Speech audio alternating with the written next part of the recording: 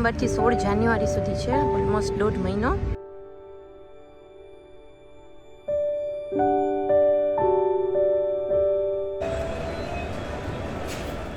નમસ્તે ફ્રેન્ડ, સ્વાગત કરું છું ફરીથી બધાનું એક નવા વિડીયોમાં.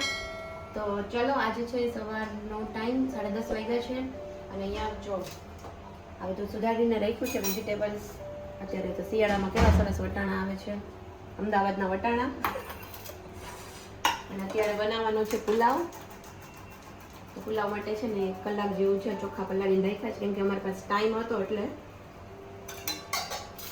અને ફટાફટ વાળું મેનુ મારી પાસે એક જ હોય, દહીં અને પુલાવ, વેજીટેબલ પુલાવ. તો ચાલો, અહીંયા તો તેલ ગરમ કરવા મૂકી દીધું છે. મેં કીધું કે આરે વાર બધાની યારે રેસીપી પણ શેર કરી દઈએ. અને પછી જવું છે અમારે બહાર, શોપિંગ ફેસ્ટિવલ ને એવું કંઈક છે અહીંયા, તો જોવા માટે. જો આમાં લીધા છે થોડા ખડા મસાલા છે, મરી, લવિંગ અને સ્ટાર એનાઇઝ, શું કહેવાય એને, ફૂલ.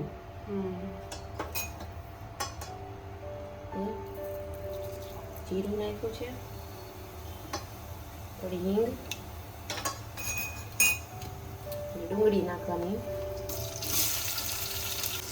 લસણ ને મરચાંની પેસ્ટ છે, ખમણ ખાંડેલી. ડુંગળી છે ને આવી રીતના થઈ જાય ને થોડી બ્રાઉન જેવી, એટલે એમાં બધા વેજીટેબલ્સ આપણે એડ કરી દઈશું.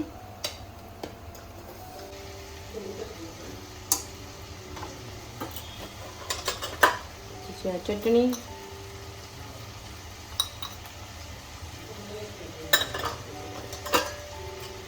ધાણા જીરું.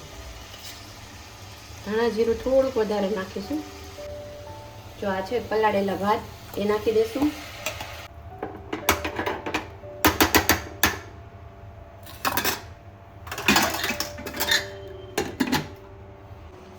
થોડી વાર છે ને ભાતને આમનામાં જ ચડવા દેશું અને પછી એમાં પાણી એડ કરી અને 2 સીટી મારી દઈશું, એટલે આપણો પુલાવ છે એ રેડી થઈ જશે.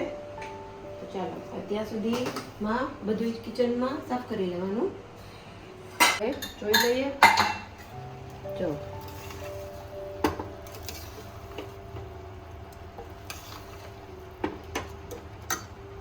આમાં લીંબુ એડ કરી દઈશું. તો ચાલો ફ્રેન્ડ, જો આપણો આ મસ્ત મજાનો પુલાવ રેડી છે. જો અને અહીંયા છે દહીં, પાપડ અને છાશ. ચાલો જમી લઈએ આજે વહેલા થોડા. સો ચાલો ફ્રેન્ડ્સ, અમે લોકોએ છે ને લંચ કરી લીધું છે અને જે પુલાવ બનાવ્યો હતો ને, પુલાવ અને દહીં મસ્ત મજાનું, અને પછી નાહી ધોઈ અને નીકળી ગયા છીએ બસ એમ જ આટો મારવા. અને અત્યારે તડકો આવે જ ને તો બહુ મજા આવે છે. ઠંડી અહીંયા છે, એવું પોરબંદરની કમ્પેરિઝનમાં અહીંયા થોડી ઠંડી વધારે લાગે છે. પ્રહાન પણ છે અહીંયા. પ્રહાનને એ બધી કાર્સ જોવાની બહુ મજા પડી ગઈ છે. અને એર વોશ કર્યા જ ને તો જો આમ એકદમ ઓલા રહી છે અત્યારે. તો ચાલો, જો પ્રહાન પણ અહીંયા રેડી થઈ ગયો છે, નાહી ધોઈને મસ્ત. પ્રહાનને વિવાન વગર ના ગમે. પ્રહાનના હેરકટ કરાવવાના હતા પણ પોરબંદર નથી થયા. અહીંયા કરાવી લેવા છે આજે હેરકટ. આંબીલો ખાય જ પ્રહાન. તો અહીંયા પછી અમે લોકો આવી ગયા હતા કામા આયુર્વેદાનો જે સ્ટોર છે મોલમાં. ત્યાં મારી ફ્રેન્ડને થોડી ઘણી અહીંયાની પ્રોડક્ટ્સ લેવાની હતી અને પછી હું ત્યાં બેઠી હતી એટલે એ લોકોએ મને બી સજેસ્ટ કર્યું. તો મને પણ સેમ્પલ માટે સેચેટ આપેલા છે કે તમે બી ટ્રાય કરજો. સો ચલો ફ્રેન્ડ્સ, આજે છે ને અમે લોકો થોડો ગાંટો મારી અને પાછા ઘરે આવી ગયા હતા, થોડા ફ્રેશ થયા અને હવે અમે લોકો જાય છીએ અમદાવાદ શોપિંગ ફેસ્ટિવલમાં. તો મેં તો ક્યારે એટેન્ડ કર્યું નથી, ફર્સ્ટ ટાઈમ જઈએ છીએ. કેવું છે ચલો તમને પણ વિડીયોમાં બતાવી દઈએ. તો અહીંયા અમે પહોંચી ગયા છીએ અમદાવાદ શોપિંગ ફેસ્ટિવલ, જે સિંધ ભવન રોડ ઉપર હતો. અને ફર્સ્ટ ટાઈમ મારી ફ્રેન્ડ એમ કહી હતી કે થયો છે, તો બહુ સરસ જેવું દેખાતું હતું. રિવ્યૂઝ પણ બહુ સારા હતા, એટલે મેં કીધું ચલો આપણે પણ ટાઈમ છે તો વિઝિટ કરી આવીએ, કેમ કે આજે રાતે અમારે એક ડિનર માટે બહાર જવાનું હતું. આજે મારી જે ફ્રેન્ડ છે એના હસબન્ડનો બર્થડે હતો, એટલા માટે હું વધારે એક દિવસ રોકાઈ ગઈ હતી. અને આ જે શોપિંગ ફેસ્ટિવલ છે 5 ડિસેમ્બરથી 16 જાન્યુઆરી સુધી હતો, એટલે અમે લોકો અંદર પહોંચી ગયા છીએ. અને સૌથી પહેલો જે ડૂમ હતો ને એની અંદર આવ્યા તો રિલાયન્સ સ્માર્ટ બજાર, અહીંયા બધી જ સ્વદેશી બધી વસ્તુઓ હતી, અમુક બ્રાન્ડ્સ હતી કે જે કદાચ રિલાયન્સ સ્પોન્સર કરતી હોય ને એ ટાઈપની. તો પછી ટ્રેન્ડ્સ પણ હતું, રિલાયન્સ ડિજિટલ હતું. એટલે આ બધી વસ્તુઓ તો શું છે, આપણે મોલમાં જઈએ, બહારે જઈએ તો ત્યાં પણ બધી જોવા મળે. રિલાયન્સ જવેલ, એટલે ટોટલી રિલાયન્સને લગતી જ બધી પ્રોડક્ટ્સ હતી. એટલે અમે બધું જોયું અને પછી થોડું એવું લાગ્યું કે અહીંયા કંઈ મજા આવે એવું નથી. એક સારી વસ્તુ હતી, જો માર્બલની આર્ટ હતી કે મૂર્તિઓ હતી એ બહુ સરસ હતી, અલગ અલગ ટાઈપની. પહેલાં મારે છે ને મારા નવા ઘર માટે આવી માર્બલમાં ગણપતિની મૂર્તિ જોતી હતી, બટ પછી મેં બ્રાસની લઈ લીધી. અને અહીંયા પેઇન્ટિંગ્સ પણ બહુ સરસ હતી. આ બધી જ પેઇન્ટિંગ્સ બહુ જ કોસ્ટલી હતી અને આમ બી હોવી જોઈએ, કેમ કે કલાની કિંમત છે એ તો એમને મળવી જ જોઈએ. પછી બધી સારી સારી ક્વોલિટીની અહીંયા સાડીઓ રાખેલી હતી, બાંધણી છે, લિનન છે ને પેલી અજરક ને બધી મિક્સમાં હતી. પણ આ પણ સાડીઓ પણ બધી બહુ જ મોંઘી હતી. એટલે આ વાળો જે સેગમેન્ટ હતો ને ત્યાં બહુ વસ્તુઓ લિમિટેડ હતી, બહુ જ મોંઘી હતી અને થોડી પ્રીમિયમ સાઈડની હતી. પછી આગળ જતાં ટ્રેન્ડ્સ આવ્યું, તો ટ્રેન્ડ્સમાં તો અમે ગયા નહોતા અને પછી એમ થયું કે આ બધી વસ્તુઓ તો એવરી ટાઈમ મળે જ છે, તો આપણે બાજુના જે ડુંબ છે ને ત્યાં જતા રહીએ. તો ચાલો, અહીંયા જો પાછળ ગયા હતા ને ત્યાં તો કંઈ હતું જ નહીં. ટ્રેન્ડ્સ અને રિલાયન્સ ડિજિટલ ને રિલાયન્સની જ બધી વસ્તુઓ હતી. એકદમ પ્યોર ઓથેન્ટિક વાઇબવાળું જોઈએ છે કે જે આપણું ગુજરાતનું લોકલ કલ્ચર બતાવતું હોય, તો એવું અહીંયા બીજું છે બાજુમાં, ત્યાં અમે જઈએ છીએ. તો ચાલો અંદર.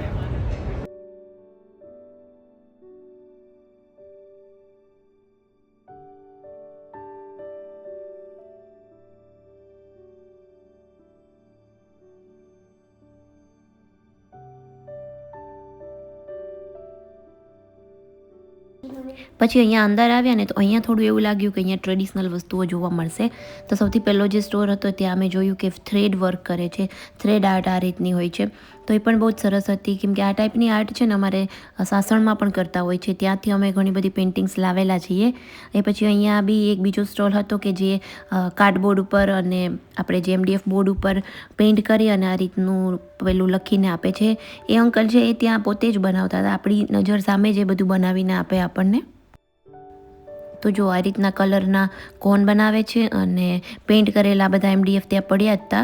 અને પછી એ રીતના આવી રીતના જો એ લોકો ફેબ્રિક કલર્સ કે એક્રેલિક કલર્સનો યુઝ કરી અને પછી આવી રીતના પેઇન્ટ્સ કરતા હોય છે. આ બહુ જ સરસ હતું. આવી રીતના કોઈ આપણા ઘરના ઇન્ટિરિયર પ્રમાણે આપણે કસ્ટમાઇઝ પણ એમની પાસે કરાવી શકીએ છીએ. એ પછી હતો આ પટોળાવાળો સેગમેન્ટ. તો પટોળામાં તો અહીંયા 3-4 સાડીઓ ને 2-3 દુપટ્ટા અને બ્લાઉઝ પીસ ને બધું રાખ્યું હતું, બહુ કંઈ ખાસ હતું નહીં. અને એ પછી ત્યાંથી અમે થોડા આગળ ગયા તો અહીંયા જયપુરનું હતું, આ જે સિરામિકની બધી વસ્તુઓ હતી આ થોડી સારી હતી. બટ પછી મને એમ થયું કે આ બધું કાચની વસ્તુ અહીંથી લઈ જવામાં મજા નહીં આવે. સૌથી સારું મને આખા પહેલાંમાં લાગ્યું ને શોપિંગ ફેસ્ટિવલમાં તો આ પેપર આર્ટ હતું. પેપર આર્ટ બહુ જ સરસ હતું. એમને એકદમ પેપર્સમાંથી કઈ રીતના આર્ટ બનાવીને એ બહુ જ સરસ અહીંયા એમને કરેલું હતું. આ બધી જ વસ્તુઓ સામે જે દેખાય છે ને એ પેપર્સમાંથી છે અને અમુક ફોટોઝ તમે શેર પણ નથી કર્યા. પણ જો આ આખું જે છે ને મોડેલ એમને બનાવેલું હતું, નવરાત્રિનું મોડેલ છે કે કદાચ આ છે આપણે બરોડામાં જે નવરાત્રિ થાય છે ને એ ટાઈપનું એકદમ લાઇનમાં અને એવી રીતના. તો આ બહુ જ સરસ હતું. પેપરમાંથી એટલી સરસ વસ્તુઓ વિચારીને બનાવી એ પણ એક કલા જ છે. અને આ ટાઈપની જે કલાઓ છે ને એ જોવાની કંઈક અલગ જ મજા આવતી હોય છે. અને પછી હતું અમદાવાદની જગન્નાથની રથયાત્રાનું મોડલ બનાવ્યું હતું એમણે, તો એ પણ બહુ જ સરસ હતું. અને એટલું ઝીણું વિચારી, ઝીણું એને પેપરથી આર્ટમાં કન્વર્ટ કરવું ને એ જ બહુ મોટી વસ્તુ હોય છે. અને એમને કીધું કે આ બધું બનાવવામાં ઘણો સમય લાગતો હોય છે. પછી અહીંયા એક હતું આ ઉત્તરાયણનું એક મોડેલ કે જે નાનું એવું બહુ સરસ હતું એ પણ. પછી આવ્યું તો આ યુપી સાઈડના ભાઈ હતા, એમનો આ સ્ટોલ હતો. અહીંયા પણ આ રીતના પિક્ચર્સ હતા. પહેલાં આપણે આ ઘરમાં આવી રીતના લગાવતા હતા, મને યાદ છે અમારા ઘરે બી આ ટાઈપનું હતું. પણ આ બહુ જ સરસ હતું. જો આ બધી પેઇન્ટિંગ્સ છે ને એને આપણે કટ કરીને પ્રોપર એક બોક્સની ફ્રેમમાં કરાવી દઈએ ને તો એ બહુ જ સરસ લાગતી હોય છે. જો આ બધી જ વસ્તુઓ અમને અહીંયાથી ઘણા જ આઈડિયાઝ આવ્યા હતા. પછી મેં અહીંયા પર્સ બી જોયા અને ઘણી બધી વસ્તુઓ બેઝિક સરસ હતી અને આમ અલગ હતી. આ સ્ટોલમાં થોડું ગમે એવું હતું. અને પછી આ ટાઈપના જો આ બે મેં લીધા છે ટેબલ ઉપર રાખવા માટેના. એક વસ્તુ હતી કે અહીંયા એ લોકો છે ને કોઈ પ્રકારનું બાર્ગેનિંગ નથી કરતા, ફિક્સ રેટ જ હોય છે. એટલે બને ત્યાં સુધી આવી કોઈ લોકલ કલા જ્યાં કરતા હોય ને સેલ, ત્યાં આપણે બાર્ગેનિંગ ન કરવું જોઈએ. આખો જ સ્ટોલ ઘણો બધો મોટો હતો. ખાદીના કપડાં હતા. ટૂંકમાં આપણે કહી શકાય ને કે ગુજરાતને લગતી ઘણી જ બધી વસ્તુઓ હતી. પછી કાશ્મીરનો પણ આ જે સ્ટોલ હતો, કાશ્મીરી બધી વસ્તુઓ મળતી હતી. પછી આ છે કંઈક ફારુખાબાદનું, તો અહીંયા બધી બેડશીટ્સ હતી.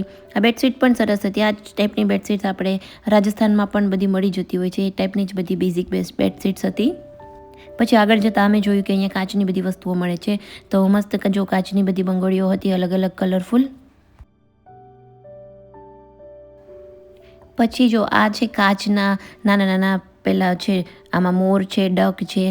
જ્યારે અમે નાના હતા ને ત્યારે આ ટાઈપની વસ્તુઓ બહુ જ મળતી હતી. તમને લોકોને યાદ હોય તો કમેન્ટમાં જરૂરથી મેસેજ કરજો. હું નાની હતી ત્યારે અમારા ઘરે આ રીતના હંસ હતા. અને પછી અહીંયા ફેબ્રિક હતું, તો ફેબ્રિક બહુ જ સરસ હતું.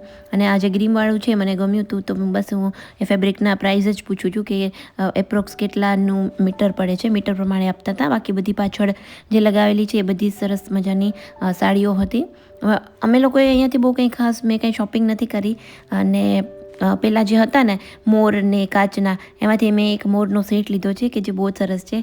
એ અત્યારે તો મેં પેક કરી દીધો છે, પણ આગળના વિડીયોઝમાં હું પોરબંદર જઈ અને જ્યાં ક્યાં રાખીશ ને એ પછી તમને બતાવીશ. અહીંયા પણ બેડશીટ બહુ સરસ હતી, કોટનની પ્યોર બેડશીટ હતી. મને એક ગમી હતી, પણ આ જો છોકરો છે ને એને મને એવું કીધું કે આ બેડશીટ્સ મારી નથી, હું બીજાની બેડશીટ અહીંયા સેલ કરવા માટે લાવ્યો છું. તો જો આના હાથમાં જે છે ને આ બેડશીટ મને બહુ જ ગમી ગઈ હતી, કેમ કે આનો કલર છે બહુ જ સિમ્પલ અને સરસ હતો.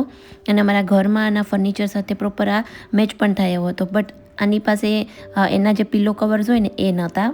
પછી થોડા આગળ ગયા તો કશ્મીરી સ્ટોલ આવ્યો હતો કે જ્યાં કશ્મીરી સાડીઓ ને કશ્મીરી પેલી કહેવાય ને પશ્મિના દુપટ્ટા ને એ બધી વસ્તુ મળતી હતી. અત્તર અહીંયા જો જાતે જ બનાવતા હતા ભાઈ, મિક્સ કરીને બધી વસ્તુ. તો થોડું ઘણું આમ સારું હતું. બાકી આમ ઓલમોસ્ટ મને બહુ કંઈ નવીન એટલા માટે ન લાગ્યું, કેમ કે અમારે ત્યાં માધવપુરનો મેળો થતો હોય છે જે દર વર્ષે, અને અમે લોકો દર વર્ષે એમાં જતા હોઈએ છીએ. અને ત્યાં આખા જ દેશમાંથી અલગ અલગ લોકો આવતા હોય છે, પોતાની આર્ટને પ્રેઝન્ટ કરતા હોય છે. કે જેમાં મેઘાલય, ઓડિશા, અરુણાચલ પ્રદેશને એ સાઈડની આર્ટ છે ને એ પણ બધી વસ્તુઓ એટલી સરસ હોય છે કે આ થોડુંક મને આમ બેઝિક લાગ્યું. અને જે રીતના પેલો આખો ડૂમ હતો ને એની કમ્પેરિઝનમાં સ્ટોલ્સ છે ને એ બહુ જ ઓછા હતા. તો જો આ હતો આખો આપણો શોપિંગ ફેસ્ટિવલનો વિડીયો. તો જો કરેલું બહુ સરસ છે, કદાચ રાતના ટાઈમ પર તો ઓર ફાઇન લાગે એવું હતું.